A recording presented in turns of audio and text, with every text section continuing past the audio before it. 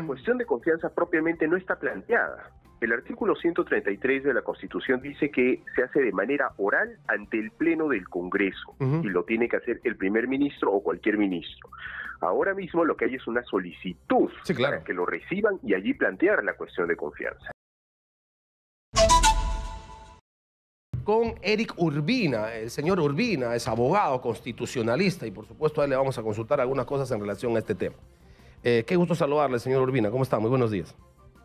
Buenos días, Manuel. Un gusto conversar con usted. Bueno, empecemos por esta primera parte que es justo la que estaba comentando. Escuché a un colega suyo, al doctor García Toma, que en resumen dice que el Congreso podría ni siquiera dar por recibida o en todo caso por aceptada o por tramitada esta solicitud. ¿Qué tiene que hacer el Congreso? ¿A qué está obligado el Congreso de la República, mesa directiva, a partir del documento ingresado ayer en horas de la tarde, solicitando este pleno para a su vez solicitar o pedir cuestión de confianza? Bien, mire, primero no puede hacer oídos sordos sobre esto porque ya hay una solicitud formulada, tiene que dar una respuesta. Esa respuesta, y en ello coincido con el doctor García Toma, creo que debe ser la de la inadmisibilidad de la cuestión de confianza porque está fuera de los marcos legales y de la sentencia del Tribunal Constitucional que se ha pronunciado respecto a la ley que pretenden derogar. Ahora, algo que también puede pasar y que de hecho sucedió en su momento con el señor Salvador del Solar, entonces primer ministro, es que el señor Aníbal Torres se presente el día jueves, mañana, ante el Pleno del Congreso y pida la palabra. Ahora, la Constitución establece que si uno de los ministros acude al Pleno del Congreso, puede participar del debate. No tendrá voto, a menos que sea congresista, no es el caso del señor Torres, pero puede participar. Por lo tanto, el presidente del Congreso deberá darle la voz. Ahora, eso de declarar no admitida, o sea, no admitida la solicitud, la hace la mesa directiva, estamos hablando, presidente del Congreso y los 3 vicepresidentes. ¿Sería esa la instancia en la que muere la solicitud? A mi juicio, debe de verlo el Pleno. Porque aunque no es clara la regulación en el reglamento del Congreso, de la Constitución tampoco nos establece como tal, hay acá un elemento político muy fuerte. Y aunque al final la última palabra la tendrá el Congreso al interpretar si se dio o no la confianza, es importante, creo yo, que las fuerzas políticas se manifiesten y hagan una interpretación de acuerdo a la ley, ¿no? Espéreme un poquito. ¿Entraría al Pleno del Congreso el debate de admitir o no admitir? O sea, no estamos hablando de le doy o no le doy el tema del voto de confianza, no, admito o no admito la solicitud y someto a votación el asunto y en la votación la mayoría dice no admitido, entonces el tema muere en el debate ahí. Efectivamente, y se tiene por no plantear a la cuestión de confianza. ¿A eso es a lo que llama García Toma hacer caso omiso? ¿Perdón? ¿A eso es a lo que García Toma llama hacer caso omiso? Entiendo que no, yo diría que no, porque no he escuchado las declaraciones del doctor García Toma, pero lo que él propone es que en mesa directiva se decida y se manda archivo y se acabó.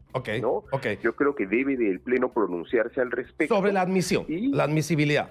Por la inadmisibilidad. Efectivamente, y queda de esa manera totalmente claro que la cuestión de confianza no ha sido presentada. Ahora, usted dice que en ese debate, o en cualquier momento del Pleno del Congreso podría, sin ninguna complicación, llegar el presidente del Consejo de Ministros, ocupar cualquiera de los escaños, levantar la mano, solicitar el uso de la palabra y en la solicitud de uso de la palabra, que no podrían negarle, plantear la cuestión de confianza. Eso podría hacerlo. Podría hacerlo. De hecho, mire usted, la cuestión de confianza propiamente no está planteada. El artículo 133 de la Constitución dice que se hace de manera oral ante el Pleno del Congreso y lo tiene que hacer el primer ministro o cualquier ministro. Ahora mismo lo que hay es una solicitud para que lo reciban y allí plantear la cuestión de confianza. Así es. Por eso creo yo que el Congreso tiene que recibirlo. El día de mañana en el Pleno tiene que recibirlo, lo escucha, luego debate si se admite o no y finalmente, si es que es declarada inadmisible, no hay que votar sobre la aprobación o rechazo de la cuestión y allí queda el asunto. Sin embargo, si decidieran admitirlo, allí sí tendrían que pronunciarse sobre el rechazo o aprobación de la cuestión de confianza, ¿no? Ahora, ¿tendría algún recurso el gobierno si el legislativo dice no ha admitido el tema? ¿Podría ¿qué? Solicitar que el Tribunal Constitucional, de qué estaríamos hablando como recurso para que finalmente en el entendido del Ejecutivo, que no se está cumpliendo con la Constitución, que están en todo caso impidiendo el ejercicio de un derecho que se enmarca en la Constitución por parte del Ejecutivo, podría solicitar algún tipo de pronunciamiento, no sé, debate competencial, recurso de amparo, no sé, ustedes los constitucionalistas saben ese asunto, pero recurrir al tribunal diciendo, ¿se me está violando un derecho? ¿Podría el Poder Ejecutivo, no el presidente, sino el Poder Ejecutivo, entender que en este supuesto se le está vulnerando en sus competencias y plantear una acción competencial contra el Congreso de la República ante el Tribunal Constitucional? El tribunal difícilmente le dará la razón, porque ya se ha pronunciado al respecto en esta sentencia que desarrolla y que declara finalmente como válida y constitucional la ley que pretenden derogar. Entonces yo creo que esa es una salida cierta, pero no tendría éxito para el Poder Ejecutivo. Ya, pero digamos, no sería el debate hoy sobre la constitucionalidad. Es verdad que me parece que febrero o marzo de este año el Tribunal Constitucional, ante un pedido, yo también ante una demanda del Ejecutivo, ha dicho que la norma es perfectamente constitucional. Pero digamos, el debate sería hoy respecto al ejercicio del derecho y la competencia y la prerrogativa del Ejecutivo sobre presentar o no presentar una cuestión de confianza en función de una norma, ¿no? Digo, sería otro el debate, ¿no? Pero se vincula directamente con el caso anterior, ya que ha sido materia de pronunciamiento del tribunal en lo siguiente, que el Ejecutivo lo que le dirá al tribunal es que no le dejan plantear cuestión de confianza sobre una reforma constitucional. Porque el pedido es... Pero no es una reforma constitucional esta, ¿no? No la ley, pero sin embargo sí el proyecto de ley de reforma constitucional que quiere que se debata. Porque el Poder Ejecutivo ahora mismo está pidiendo que el proyecto de ley de reforma constitucional que ellos presentaron, bien, sea debatido. Sí. En consecuencia de que se debata y apruebe ese proyecto de reforma constitucional, se derogue esta ley.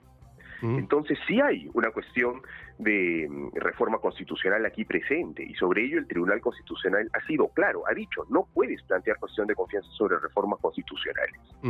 Sí, pero quizá ahí es donde va a estar el punto de discusión. Su colega Omar Cairo dice que aquí no está hablando de ningún tema de reforma constitucional, sino que están hablando concretamente de la derogatoria de una ley que es de desarrollo constitucional y que no tiene rango constitucional, que no tiene modificatoria de ley constitucional, que es la 31.355, ley que desarrolla el ejercicio de la cuestión de confianza. Están pidiendo la derogatoria de esta norma.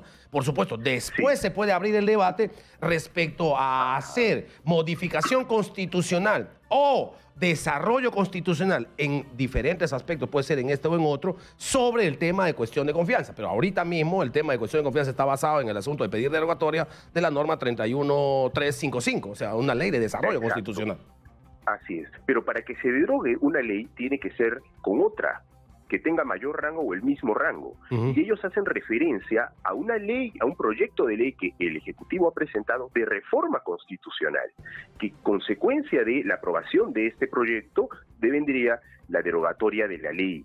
Entonces sí hay una cuestión de reforma constitucional. No estoy diciendo que la ley 31.655 tenga rango constitucional, no. Es ahora, rango sobre el tema de fondo, el asunto que argumenta el Ejecutivo. Esta variación, la ley 31.355, termina quitando el equilibrio de poderes, entendiendo que el tema de cuestión de confianza era un asunto para parar, cosa que la historia nos demuestra que sí ha habido, probablemente un ejercicio, digamos, desmedido de censuras a ministros y a gabinetes por parte del Legislativo, cosa, insisto, que está bastante probada en la historia política del país. El Ejecutivo tiene un mecanismo de contrapeso y se llama cuestión de confianza. Cuando se quita el asunto, o en todo caso se le corta tanto, se le poda tanto y se limite tanto, se está cortando ese equilibrio, dándole mayor fuerza y mayor poder a un poder, valga la redundancia. ¿Esta argumentación a usted no le parece válida o en todo caso atendible o discutible?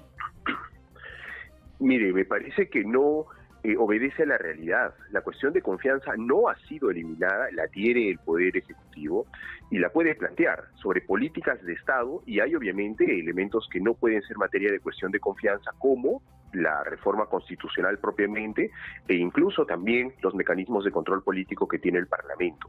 Así funciona incluso los parlamentarismos. Ojo, nosotros tenemos un sistema presidencialista y la consecuencia en el parlamentarismo es que se disuelve el Congreso con una negatoria de la cuestión de confianza, pero inmediatamente, conformado un nuevo Parlamento, se elige un nuevo gobierno.